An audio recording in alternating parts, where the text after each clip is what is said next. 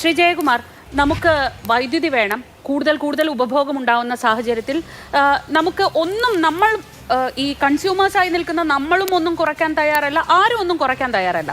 അപ്പം മറുവശത്ത് എന്തൊക്കെ ഉണ്ടാകുന്നു എന്നാണ് ഏറ്റവും പ്രധാനപ്പെട്ട സംശയം.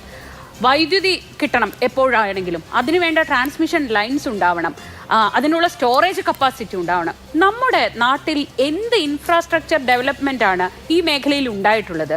അതില്ലാതെ പെട്ടെന്നൊരു പ്രതിസന്ധി വന്നു എന്ന് പറയുകയും അത് അനുഭവിക്കാൻ ജനങ്ങളെ വിട്ടുകൊടുക്കുകയും ചെയ്യുന്ന ഒരു സാഹചര്യം എത്ര കാലം നമുക്ക് ഇങ്ങനെ തട്ടുമുട്ട് ന്യായങ്ങൾ പറഞ്ഞ് നിൽക്കാൻ കഴിയും? നല്ല ചോദ്യമാണ്. എനിക്ക് തോന്നുന്നു അതിനോട് തൊട്ട് മുന്നിൽ ജോസഫ് സി മാത്യു പറഞ്ഞ കുറച്ച് കാര്യങ്ങളും കൂടി എടുത്തു വയ്ക്കുക, എന്നിട്ടൊന്ന് ആലോചിക്കുക, എന്തിനാണ് ജനങ്ങൾ ഈ വിട്ടുവീഴ്ച ചെയ്ത് കുറേ കാര്യങ്ങളൊക്കെ മാറ്റി എന്തിനു വേണ്ടിയിട്ടാണ് അവർ ചെയ്യേണ്ടി വരുന്നത്? കാരണം ഇതൊരു ഏകപക്ഷീയമായിട്ട് ഇതിൽ കൺസ്യൂമേഴ്സ് ആയിട്ടുള്ള ആൾക്കാർ അല്ലെങ്കിൽ ഉപഭോക്താക്കളുടെ ആൾക്കാർ ഒരുപാട് വിട്ടുവീഴ്ചകൾ ചെയ്യേണ്ടതും അതേ അവസരത്തിൽ അതിൻ്റെ ബന്ധപ്പെട്ട അതിനെ അധികാരപ്പെടുത്തിയ ഉത്തരവാദപ്പെട്ട സ്ഥാപനത്തിൻ്റെ ഭാഗത്ത് നിന്ന് പല വീഴ്ചകൾ ഉണ്ടാകുകയും ചെയ്യുമ്പോൾ ഒരു സൈഡിൽ മാത്രമായിട്ടുള്ള ഒരു നെഗോസിയേഷൻസ് ഒരിക്കലും നടക്കില്ല. അതെന്തുകൊണ്ട് ഈ സ്ഥാപനം എൻ്റെ സംസ്ഥാനത്തിൻ്റെ, എൻ്റെ രാജ്യത്തിൻ്റെ സ്ഥാപനമാണെന്ന് എനിക്ക് തോന്നിയാൽ മാത്രമേ അതിന് വേണ്ടിയിട്ട് ഞാൻ എന്തെങ്കിലും ഒരു സ്വിച്ച് ഓഫ് ആക്കാൻ ശ്രമിക്കൂ എന്നാണ് ഞാൻ വിശ്വസിക്കുന്നത്. അതുകൊണ്ട് തന്നെയാണ് ഇതിൻ്റെ ഒരു പ്രശ്നവും വരുന്നത്. എനിക്ക് തോന്നുന്നു ഇതിൽ പറയാതെ പോയൊരു കാര്യമുള്ളത്, കഴിഞ്ഞ ഏകദേശം 2 മാസത്തിനുള്ളിൽ കേരളത്തിൽ എത്ര ട്രാൻസ്ഫോമറുകൾ പൊട്ടിത്തെറിച്ചു എന്നുള്ളതാണ്. ഇപ്പം ഞാൻ സംസാരിക്കുന്നത് കണ്ണൂരിൽ നിന്നാണ്. ഏറ്റവും കൂടുതൽ ട്രാൻസ്ഫോമറുകൾ പൊട്ടിത്തെറിച്ചിട്ടുള്ളത് കണ്ണൂരാണ്. എന്ന് വെച്ച് കഴിഞ്ഞാൽ നമ്മുടെ ഗ്രിഡിൻ്റെ കാര്യത്തിൽ വളരെ കാര്യമായിട്ട് നമ്മൾ ചിന്തിക്കേണ്ടിയിരിക്കുന്നു. നമ്മൾ ഇതിൽ പറയാത്ത ഒരു കാര്യമുള്ളത് എനിക്ക് തോന്നുന്നു, സംസ്ഥാന വൈദ്യുതി കൃഷി KSEBയെ സംബന്ധിച്ചിടത്തോളം നമ്മളൊരു കഴിഞ്ഞൊരു 10, 15, 20 വർഷത്തേക്ക് എടുക്കുകയാണെങ്കിൽ കേരളത്തിൽ ഡിസ്ട്രിബ്യൂട്ട് ചെയ്യാനായിട്ട് ആവശ്യമുള്ള, അതിൽ പ്രത്യേകിച്ച് എനിക്ക് തോന്നുന്നു കഴിഞ്ഞൊരു 20 വർഷമൊക്കെ എടുക്കുമ്പോഴേക്ക് അതിൻ്റെ ഇടയിൽ ഉണ്ടായിട്ടുള്ള വലിയ കൺസംഷൻ വളരെ കൂടിയിട്ടുണ്ട്. പ്രത്യേകിച്ച് ഡിജിറ്റൽ മേഖലയിലുള്ള കൺസംഷൻ കൂടുതൽ, ഒരുപാട് കാര്യത്തിൽ നമ്മൾ ഗാർഹിക ഉപകരണങ്ങൾ കൂടുമ്പോഴേക്ക് കൺസംഷൻ ഉണ്ടാകുന്നു. ഇതൊക്കെ വരുമ്പോൾ ഇതിനെയൊക്കെ ആസൂത്രണം ചെയ്തിട്ടുള്ള ഒരു പ്രൊഡക്ഷൻ ഇവിടെ ഉണ്ടായിട്ടുണ്ടോ എന്ന് ചോദിച്ചു കഴിഞ്ഞാൽ ഇല്ല എന്നേ ഞാൻ പറയുള്ളൂ. കാരണം ഇതിൽ നമ്മളിപ്പോഴും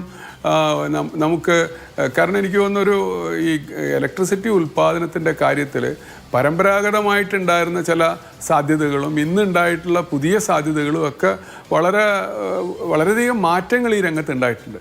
ആ മാറ്റങ്ങളെക്കുറിച്ചൊരു മുന്നോട്ട് നോക്കാനും വരുന്ന ഒരു 10-20 വർഷത്തേക്കുള്ള ഗ്രോത്ത് എങ്ങനെയായിരിക്കും, എന്ത് തരത്തിലുള്ള പാറ്റേൺസ് ആണുള്ളത്, അതെങ്ങനെയാണ് നമ്മൾ കൊണ്ടുവരിക, അതിൽ നമുക്ക് ഈ കൺസ്യൂമേഴ്സുമായിട്ടുള്ള ഒരു എൻഗേജ്മെൻ്റ് ഉണ്ടോ, എങ്ങനെയാണ് ഞാൻ എന്തുകൊണ്ട് പീക്ക് അവറിൽ എൻ്റെ ഇലക്ട്രിസിറ്റി ചാർജിങ് കാറ് ചാർജ് ചെയ്യുന്നത് ഞാൻ 6 മണിക്ക് വരുന്നത് 11 മണിക്ക് ആക്കേണ്ടിയിരുന്നത് എന്തുകൊണ്ടാണ് എന്ന് നമ്മളൊരു വലിയൊരു കൂട്ടം ആൾക്കാരെ ബോധ്യപ്പെടുത്തിയിട്ടുണ്ടോ?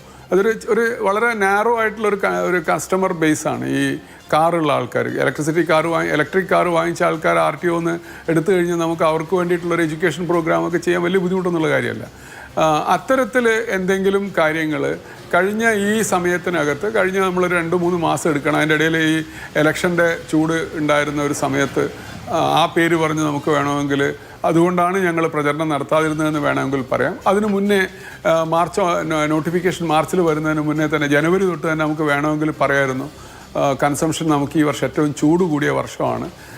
ഈ ചൂട് കൂടിയ വർഷത്തെ അഭിമുഖീകരിക്കാൻ പോകുമ്പോൾ നമുക്ക് സ്വാഭാവികമായിട്ടുണ്ടാവുന്നത് കൺസംഷനാണ് കൂടുക എന്നുള്ളതാണ്. അത് കൂടുമ്പോഴേക്ക് നമ്മുടെ നിർഭാഗ്യവശാലോ ഭാഗ്യവശാലോ നമ്മുടെ കേരളത്തിലെ ഗ്രിഡിനെ സംബന്ധിച്ചിടത്തോളം 5000 മെഗാവാട്ടിന് മുകളിലുള്ള ഒരു കൺസംഷൻ വരുമ്പോഴേക്ക് അത് വളരെ സമ്മർദ്ദത്തിലാവുകയും ചിലപ്പോൾ ഒരു പ്രാദേശിക ട്രാൻസ്ഫോമർ പൊട്ടിത്തെറിക്കും.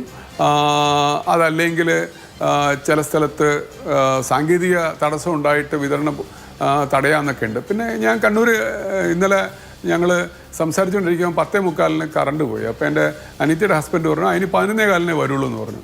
അത് ഒരു കൺസ്യൂമറിന് അത്ര പ്രിഡിക്റ്റബിലിറ്റി ഉണ്ടെങ്കിൽ ഇത് നമുക്ക് അക്കാഡമിക്കായിട്ടോ അല്ലെങ്കിൽ ഈ രാഷ്ട്രീയ വിചാരണകളുടെ ഭാഗമായിട്ടൊക്കെ അതല്ല ഇത് വേറെന്തോ ആണെന്നൊക്കെ പറഞ്ഞു പോകുമ്പോഴും നമ്മൾ സാധാരണക്കാരെ വളരെ എളുപ്പമാണ്. എനിക്ക് കറണ്ടില്ലാതെ കൃത്യമായ ഒരു സമയത്ത് പോയി ഒരു സമയത്ത് വരുന്നു എന്നുള്ളൊരു കാര്യത്തെക്കുറിച്ചൊക്കെ നമ്മുടെ നാട്ടിലുള്ള ആൾക്കാർക്ക് അനുഭവമാണ്. ആ അനുഭവത്തിൽ നൂന്നിക്കൊണ്ട് നിൽക്കുമ്പോഴാണ് നമുക്ക് ഏറ്റവും അത്യാവശ്യമായിട്ട് ഈ കൺസ്യൂമർ ഒരു വലിയൊരു എഡ്യൂക്കേഷനും അവയർനെസ് ഒക്കെ ഉണ്ടായിരുന്നുവെങ്കിൽ നമ്മൾ കഴിഞ്ഞ ജനുവരിയിലൊക്കെ തുടങ്ങിയിരുന്നുവെങ്കിൽ ഒരു പക്ഷേ ഇത് എനിക്ക് തോന്നുന്നു നമ്മൾ കേരളത്തിൽ പ്രത്യേകിച്ച് ഇന്ത്യയിലൊരു ജനാധിപത്യ പ്രക്രിയയിൽ നമ്മുടെ രാഷ്ട്രപിതാവ് നമ്മളെ പഠിപ്പിച്ചിട്ടുള്ളത് പാർട്ടിസിപ്പേറ്റ് ചെയ്യുക എന്നുള്ളതാണ്. ഓരോരുത്തർക്കും, ഓരോ വ്യക്തിക്കും, ഓരോ കുടുംബത്തിനും ഒരു കാര്യത്തിൽ പങ്കാളിയാകുക എനിക്കും കൂടെ ബോധ്യപ്പെടണം. അതായത് എന്റെ കൂടി ആവശ്യമാണ്, എന്റെ കൂടി പങ്കാളിത്തം ഇതിൽ വേണമെന്നുണ്ടെങ്കിൽ അതിനാദ്യം ബോധ്യപ്പെടൽ വേണം. ഈ പ്രശ്നം എന്താണെന്ന് കൃത്യമായി ബോധ്യപ്പെടുത്താൻ കഴിയണം.